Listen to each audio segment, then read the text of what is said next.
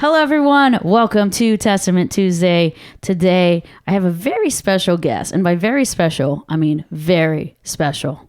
No pressure, Nick. Welcome. Thank you so much. You're very special. It's good to be on. Nick, I feel like I just kind of sprung it on you the other day. Like, hey, come be on the podcast. And most people, I kind of have to bribe to get up here. Oh, really? Dang. And you were just like, okay. I was born for this role. I was born for it. Let's go.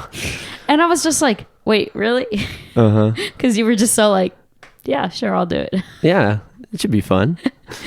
Anyways, for those tuning in for the first time, Testament Tuesday is where we share our story to give God the glory. So it's a little bit of, kind of God's mighty hand working in our lives and what that looked like for us. So maybe just set the stage a little bit. What was your faith like growing up? Who are you? Where did you come from? Cool. Where did you go? God, hi, Joe. There you go. I was born in Lubbock, Texas, to a Christian family. My mom was raised independent fundamentalist Baptist, so like the most conservative Baptist group that you can possibly get. My dad was Credo Catholic, and so how that ended up working, I have no clue. Who knows? I was baptized as a Catholic, I believe when I was 8 days old. Wow. I know, right? Really, really early. But then whenever when I was about 6 months old or so, we moved from Lubbock to the Hill Country. And after that, we just stopped participating in at least Roman Catholicism and started going to a non-denominational church. And so growing up, it was like, Bible verses all the time, church when the doors are open. It was very, very active faith life. My parents were very strong, like you need to be in church, you need to participate, you need to have that one-on-one relationship with God. And church for me back then was not so much, I would say, my parents' faith. I would say that even from a young age, I knew God was there and I knew he existed. I knew he cared about me, even in that really young stage of life. And so what proceeded is I always wanted to try to impress my parents with what I could do for God, what I could do for the church. And so I would always routinely get, first place Bible verse memory. So oh man, shout out to all the Protestants. You got your memory verses. Dude, I'm always so impressed. That's why I love having Protestants around, because I'm like, what's that one verse that says blah, blah, blah? I know the verse, but I can't quote it. Right. Whereas they can be like, oh, that's Mark chapter, and I'm just like, thank you. Right. I mean, we got it down. Yeah. Mad props to you guys for that. Right. So I would basically do that all the time. And so I had that really good early walk, really just diving in. And also from a young age, I was really involved in history programs, really getting into history. And God used history for me to really open up my story and how to see God for who he was. And so how it all started was, from a very young age, I was reading my Bible, I was doing history stuff, I was getting into poli-sci from a young age, getting into philosophy from a young age. I had no life, I guess. But I would say that's all the life right there. That's right? The life in its fullness. Maybe that's real life. I don't know what everyone else is doing. Yeah. And so I also had a good group of friends that I would hang out with on the side, but I was always kind of a little bit more standoffish because of my interesting hobbies.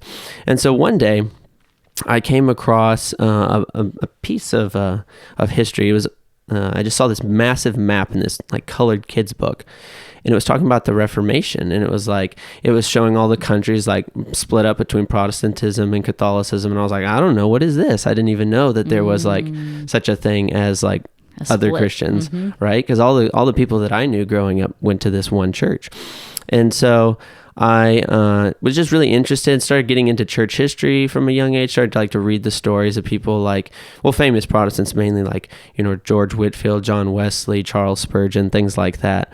And that was just kind of my hobby and obsession. But with that, what started to happen is God, in that intimate place that I had at a young age, started to go away. God started to seem very, very distant to me. And I think deep down now, looking back, I realized that it was coming from a place of needing to prove myself to God because I didn't believe in my heart that God loved me. I believed in my head because, you're told that as a kid. God loves you. Okay. You're like, cool, yeah. I memorized John 3:16. I know it all. Right. Cool. But I just never have experienced it. And so it always was kind of foreign when people would say stuff like, oh, I'm just so in love with God. And I'm like, well, yeah, I am too, up here in my head, but not so much in my heart. And so God started to seem really distant to me. And the more and more I read of my Bible, and the more I just read kind of like a very narrow view in one particular perspective in Christianity, God started to also seem extremely angry all the time. Ooh, yeah, just extremely angry. And so as an example, one of my favorite sermons growing up was by Jonathan Edwards, entitled Sinners in the Hands of an Angry God. And so I really pictured most of humanity in the hands of an angry God. And so I had always wanted to, from a young age, go into ministry. And so I wanted to be a pastor. And so I had all of this kind of on the back burner, but I was like, well, maybe I can take my love of history, my love for what I perceived as God, and this pastorship, and maybe I can go forward. Well, as God started to seem further and further and further away from me, then I started to act further and further away from other people. And so I became extremely judgmental. Very Pharisaic-like. I mean, so like, for instance, while my old church would never have done this because I was kind of off by myself, I was the type of person that was like, oh, women shouldn't wear pants. They should only wear skirts and dresses. They should probably wear like head veils 24/7 because you know what the scripture says, pray without ceasing. So, always keep it on. Always on. I think the Russians, the little babushkas still do that, don't they? They do. Yeah. Maybe it's just cold. I don't know. They're just trying to stay warm. Yeah, exactly. I would probably do the same. So this judgmentalism, like you can feel like the hardness of your heart almost because you're looking at everyone from this kind of perspective of like, this is how you need to live your life. Yeah, because I would say that because people would tell me all the time, like, oh, well, you need to love people. And I was like, well, I am loving people. Because Leviticus says that if you love your brother and your neighbor, then you won't suffer sin upon them. And so that's how I took that definition of love, which is true, but I took that as the only definition of love. Yeah. And I made that seem very, very just like, that's what I'm about. I'm just going to correct people. But it came from a place of realizing like I wanted to prove myself to God. I wanted to prove that I could be a good Christian to him. Even though from our theology background, like there was nothing that you could do to, ever impress him. It didn't really matter. All of your works were as filthy rags before him. And so about how old are you at this point? By this Where time, are we at in the journey? This time I'm about 12 to 14. Okay. So starting out really young. Yeah. Wow. And so my friends, they stuck around with me, this group of friends that I mentioned, but they started to kind of see kind of just a difference in me and kind of a change in me that wasn't so good. Well, during this time, I had two great youth pastors at our old church. One who really introduced me to the Holy Spirit and showed that this being actually cared for me. And then another youth pastor, he and I I just wanted to prove myself to him, wanted to get into good graces so that maybe one day he could lead me and bring me up, and I could take, a position in the church and things like that. Well, long story short, this guy and I never saw eye to eye, but God actually used this to really humble me. It got to the point where, because we never saw eye to eye, I was just really going so far off into the world of fundamentalism, and he, which is kind of your average non-denominational guy. He eventually just told me one day that like he didn't think that I should be a pastor, and that crushed me. Dude, because I put this guy like in such high regard, and it just crushed me, and I was just like, dang. So I had like so much bitterness, and that just infueled my desire to be really right in my theology, so to speak, and go even further away. I'll show you. I'll go even further away. And so during all of this time, what was terrible is, while on the one hand, I was very judgmental, on the other hand, I had no freedom from sin at all. And I was, and still am, and working on it, just extremely scrupulous about my sin life. Not stuff like, like the big stuff like murdering somebody. Heroin, Yeah, exactly. Yeah. But stuff like, what's my thought life like? From the age of 16 and stuff like that, like, what's my thought life like? Yeah. Am I being too judgmental in my thoughts in an unrighteous way? And all kinds of things like that. And so because of this, it was just a tremendous burden upon me to prove myself to God. And maybe if I clean my life up, he will love me. Well, during all this time, Roman Catholicism was never on my mind at all. It was always like, yeah, I mean, the Pope's the Antichrist, like that's a given. Like the sky is blue, the Pope's Everyone the Antichrist. knows this. Yeah, exactly. Yeah. The church, the Roman Catholic Church is the whore of Babylon. It always has been. But then I was so extreme that I was like, well, all of the Protestant denominations are her daughters that you see in the book of Revelation. Like they're all apostate too. No one's saved except for me and I guess whoever I deem worthy to be saved. And so I was just like, yeah, they're absolutely insane because they add from the Bible, they take away from the Bible, they worship Mary, they worship statues, they worship bread, for crying out loud. I'm like, this is the weirdest form of idolatry ever. And so it was just never on my mind. Well, as God went further and further away, he actually used two Catholics to really bring me closer to him. One was a friend when I was still in high school. He really just challenged me. He was like the only Catholic that I had ever met that knew his faith. Every Catholic beforehand was just very much culturally. Yeah. They were just, I was like, so why do you believe this? Well, I grew up that way. And I was like, well, what about this Bible verse?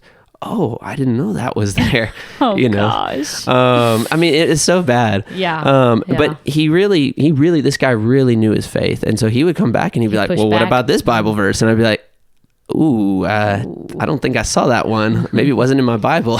But then it was awesome. Maybe it was in one of the books that we took out. Right, exactly. I was always just kind of like, oh, okay, interesting. But yeah, I was just like, nah, you're just crazy. But then it wasn't until about 6 months ago that God started to really kick into overdrive.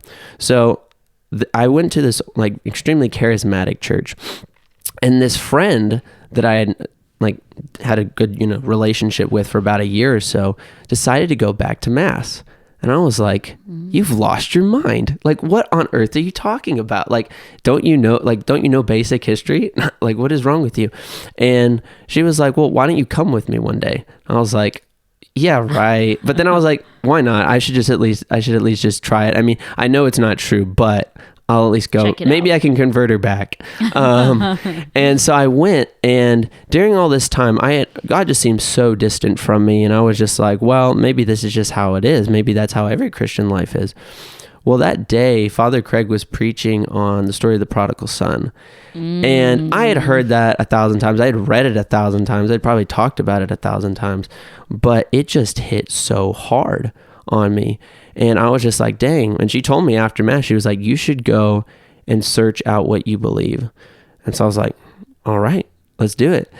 And so being a big history nerd, the first thing I did was I was like, okay, well, let's see if this thing is actually historical. So I just dived deep into the studies of the early church fathers, early patristics. And I was just like, okay, from an academic perspective alone, I don't read these and go away with, oh, they're Baptist. You know what I mean? I just don't see that anywhere. It's hard to read their writings and see that, make that connection. It's like very clearly you're like, wow, this sounds like Catholicism. It does. And I would bring this up to pastors like, what does this sound like? And they're like, that sounds very Catholic. Yeah. And I feel like... And you're like, these were early Christians. I'm like, please help me. I'm trying to disprove this right now. And so, yeah, it was just always like, okay, well, the Catholicism thing, like maybe, but I don't know. Well, I wrote a list out of every issue that I had with the Catholic Church, and it ended up being like a really long doctrinal list. Luther. I know, really long. I mean, I would have said, I mean, we were so extreme that we would have said like Luther probably went to hell because he still held on to baptism, regeneration. We were like, no, it's just a symbol. So I went through every single list using scripture and using the writings of the early church fathers, and I was just like, this makes sense. Like, it all makes sense. Because then I'd go and I'd read the catechism and I'd like, this makes sense. It lines up. Yeah. Well, this is all going up here in my head. Yeah. But still, that doesn't solve the problem of God seems distant in my heart. Well, I went on a retreat with a bunch of friends while this was all going on. And during this retreat, I came to the conclusion that Catholicism could even potentially maybe be 1% right. And when that happened, I didn't eat for 3 days. Like, food actually looked gross to me because I was like, dang, this could be true. But while I was on this retreat, I went off into a field and I was meditating, asking God like questions and stuff like that. And I remember asking him the question, like, God, is there anything you want to tell me? And I didn't hear an audible voice. The clouds didn't part and God came down. But I just remember a strong thought came through my head, which said, you don't believe that I love you. Ooh. I know. And I was like, Ooh. dang. And it was so funny because I was like, is that true? But then I was like, of course it's true. God just told me it was true. Yeah, So it's like, yeah. he's not going to lie. Oh, man. And so I was like, dang, I don't know what to do. Well, so I went away from that retreat, like continuing to study further and further and further. And it was just like a hurricane going on inside of me. Like, I don't know what is true. I was going back and forth between the two until one day I was like, well, if anyone that's Catholic can help me, maybe it would be Mary. I don't know if that's true. So I remember one day just being like, in so much turmoil and being like, Mary, I don't know if you can hear me. I don't know if the Lord's going to be mad at me for saying this, or maybe if you're going to be mad at me for saying this. I don't know what's going on. But I was like, if this is true, show me. And instantly, as I said that, I just had an insane amount of peace that just washed across my heart in a weird way, because I'm not an emotional person. Yeah. So my head was telling me. Yeah, you're the history guy, you're the logic guy, you're the philosophy guy, not the emotional Exactly. guy. And so my head was telling me this is fake, but my heart was telling me, no, this is real. And so after all of this happened, I basically just went and talked to a lot of my friends about it.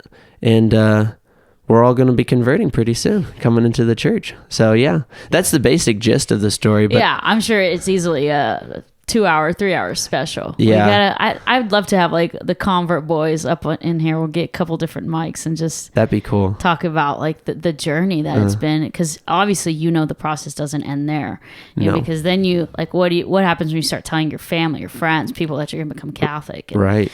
Everyone's really concerned for you all of a sudden. It's like, but what a beautiful. It's interesting that you brought up Mary, because I've heard now several conversion stories where Mary was like key, like played a pivotal role in that conversion, and it makes sense. Like, our Blessed Mother wants to always draw us closer to her Son, always. Absolutely. And so she wants us to know truth, being Christ himself, more than even maybe we desire to know the truth. Like, she's like, yes, here's my son, here's my son, here's my son.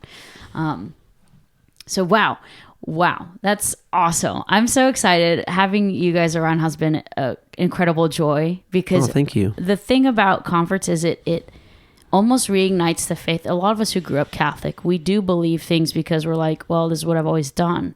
And having you guys around to kind of stir the pot here at Our Lady of Wisdom has been such a joy, because in that stirring, like, it's almost like those embers kind of light back up, because it's given you life, that fresh oxygen. And suddenly it lights again those coals that were just kind of smoldering. And you guys have done that for us, and it's been incredible, because you ask questions, and then I'm like, oh man, yeah, okay, so there's a way to explain this, and then now we're double checking our sources, and well, what does the catechism say, or what is the difference between this and that? And it's such a beautiful thing. It's not just, your conversion is not just about you, almost. It's like God, through your conversion, is also renewing the faith of many students here. Oh, that's really nice. Yeah. I think the biggest thing, which is, and I can say this now, the biggest thing to sum up of why I know Catholicism is true versus, because I've been in every type of church before, is love. And that's the biggest thing, because it's like, I could give anybody an intellectual argument while I was like a fundamentalist Protestant, but I couldn't love them at all. Like, it was just impossible. But like, coming here, and I know I can speak for my friends when we can say that, like, we've received the love of God and we've received the love of people, and we can actually love people well. Yeah. So it's definitely appreciated. And it's hard to deny that kind of love. Once you've encountered it, it's so real. It's so intoxicating. It's so transformative that you can never be the same after encountering God's love in its truest way, when he makes himself present in the Mass, when we feel his love just coming through us, even through others, through the Eucharist or through the community, right? Or when we see love on the cross, because we're not afraid to hide what that looked like, because we see the love that was there. So such a beautiful thing. And then it's like, yeah, love begets love. And so now you encountering that love then causes you to experience love, and then you give love and you pour out love, and now you can love others in maybe a way that before you could only ever judge them, because you didn't know that true, authentic love yet. So, wow. Cool. Well, hey, it's almost oh no, I thought it was almost 3. I was like, you get to go eat now. I know, I'm ready to eat. Ladies and gentlemen, Nick, get this. Not only is he like, I'm going to become Catholic, he's like, I'm going to do Lent in the most hardcore way possible. Oh man, yeah. I'm doing a St. Thomas Aquinas Lent, so we can only eat after 3 o'clock, and we can't have any meat, any dairy, any butter, any cheese, anything like that. And so, yeah, it's fun, but you replace it with prayer, and it's some good stuff. Yes. If you back that up with prayer, then it's no longer just a diet or just the latest, like, oh, I'm intermittent fasting. Like, no, I am suffering for the sake of the kingdom, Amen. which is completely different than just using your willpower to prove a point. Absolutely. Yeah. So, but I mean, I am definitely in awe of you for that kind of commitment, because most Catholics are like, I'll just give up soda. They pick something like, okay. Something that's already bad for them. Yeah, like something they shouldn't really be doing in excess anyways. So they're like, I'm going to give up drinking. It's like, okay. But anyway, so thank you so much for being on the show. And I would love to have like maybe a follow-up too, where we talk about like the process now of coming into the church and what that's been like. And you've kind of led up to it. And then maybe now like some of the struggles, or maybe there are people out there listening who are considering it themselves and they're utterly terrified, which is why they're listening to this podcast in the secret of like their home somewhere. They're like in hiding in their still. basement Yeah, somewhere. their parents can't know yet that they're thinking about Catholicism. So maybe we have you guys do like a little like round table discussion. That'd be or something awesome. like that. That'd be awesome. Yeah, and Father Craig's a convert too, so maybe Heck yeah, we get him in on this too. And so, yeah. So awesome. Well, for those listening, if you would like to be on Testament Tuesday to share your own story to give God the glory, you can go ahead and shoot me an email at podcast@txstatecatholic.org. Shoot me an email and we'll get you on the show, because at the end of the day, like, this is all for the glory of God, and that's why we do it, you know? Amen. So, awesome. Thank you so much, Nick. To everyone else out there, how do you want to sign off? Love God and love people. Hey, I like that. Love God and love people. Bye-bye.